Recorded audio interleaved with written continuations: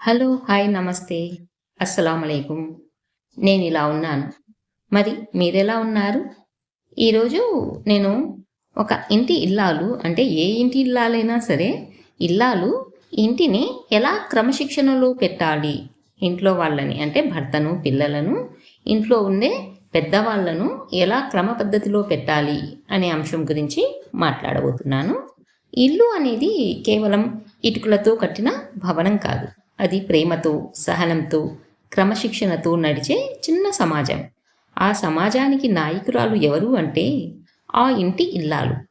ఆమె మాటలు, ఆలోచనలు, నిర్ణయాలు ఆ ఇంటి శాంతికి, సంతోషాలకి, బలానికి పునాది. కానీ ప్రతి ఇల్లాలు ఎదుర్కొనే ప్రశ్న ఒకటే: ఈ ఇంటిని ఎలా క్రమశిక్షణలో పెట్టాలి? ఎందుకంటే ఇంటి క్రమశిక్షణ అందులో ఉన్న సభ్యుల మనసులను బట్టి మారుతూ ఉంటుంది.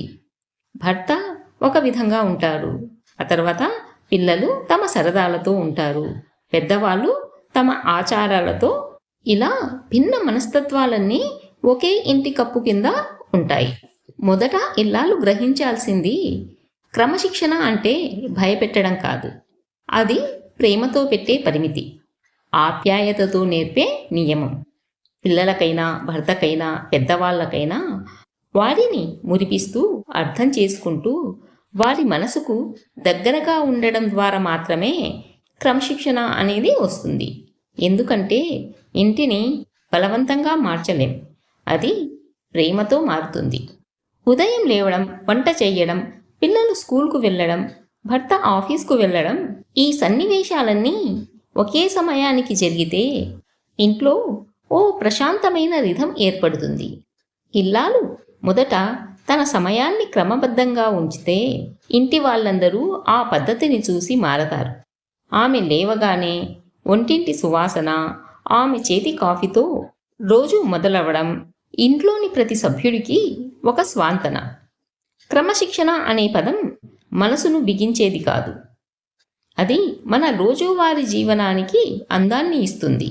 ఒంటింటి శుభ్రత అంటే కేవలం శుభ్రం చేయడం కాదు, అది మనసులోని శాంతిని కాపాడే విధానం. రోజు వంట అయిపోయిన తర్వాత కౌంటర్ శుభ్రం చేయడం, ఫ్రిడ్జ్లో పదార్థాలు సర్దడం, పిల్లల టిఫిన్ సమయానికి సిద్ధం చేయడం, ఇవి చిన్న విషయాల్లా కనిపించినా ఇవి కుటుంబం యొక్క క్రమశిక్షణకు పునాది. ఇల్లాలు వంటింటిని ఒక క్రమబద్ధంగా ఉంచగలిగితే ఆమె మనస్సు కూడా క్రమబద్ధంగా ఉంటుంది. మనసు సక్రమంగా ఉంటే మాటల్లో శాంతి, పనుల్లో స్పష్టత, కుటుంబంలో సౌఖ్యం వస్తాయి. భర్తతో క్రమశిక్షణ అంటే అతడిని మార్చడం కాదు, అతనితో బాధ్యతలు పంచుకోవడం. ఇంటి ఖర్చులు, పిల్లల భవిష్యత్తు, పెద్దవాళ్ల ఆరోగ్యం, ఇవన్నీ ఇద్దరూ కలిసి నిర్ణయించాలి. ఇల్లాలు భర్తను తప్పు పట్టకుండా ప్రేమతో చెప్పాలి, ఇది మన ఇంటి భద్రత కోసం అని. భర్తకు క్రమశిక్షణ అంటే భార్య భయపెట్టడం కాదు, ఆమె విశ్వాసం కలిగించడం. నువ్వు ఉంటే ఈ ఇంటికి ఒక క్రమశిక్షణ వస్తుంది అని చెప్పిన మాట అతనికి ఎంతో ధైర్యాన్ని ఇస్తుంది. పిల్లలకి క్రమశిక్షణ నేర్పడం అంటే కోపం చూపించడం కాదు, ప్రేమతో ఆచరణలో చూపించడం. అమ్మ సమయానికి పనులు చేస్తే పిల్లలు అమ్మను అనుకరిస్తారు. పిల్లలతో రోజుకు కొంత సమయం కూర్చోండి, వారి మాటలు వినండి, వారికి చదువు, ఆటలు, స్క్రీన్ టైం ఇవన్నీ ఒక క్రమ పద్ధతిలో ఉంచండి. క్రమశిక్షణ అంటే వారిని బంధించడం కాదు, వారి సామర్థ్యాన్ని వెలికి తీయడం.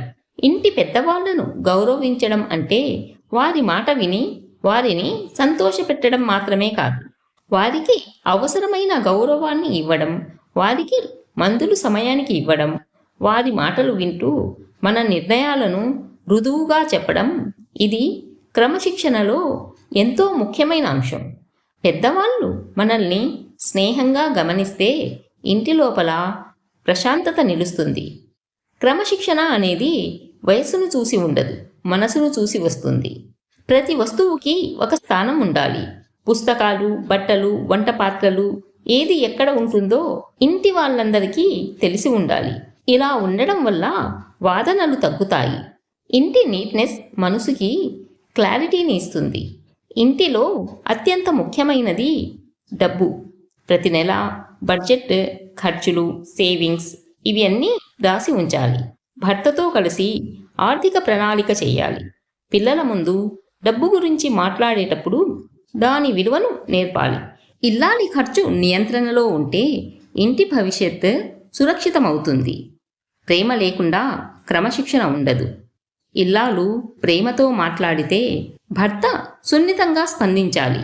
పిల్లలు సంతోషంగా వింటారు. పెద్దవాళ్ళు ఆశీర్వదిస్తారు.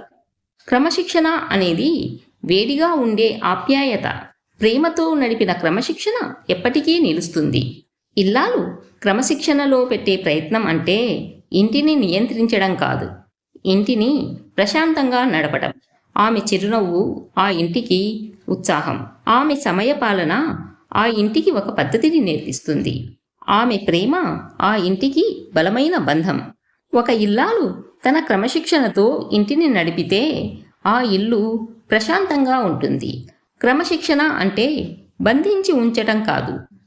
క్రమశిక్షణ అంటే జీవితాన్ని సులభం చేయడం. ప్రేమతో నేర్పిన క్రమశిక్షణ ప్రతి ఇంటిని ప్రశాంతంగా మార్చేస్తుంది.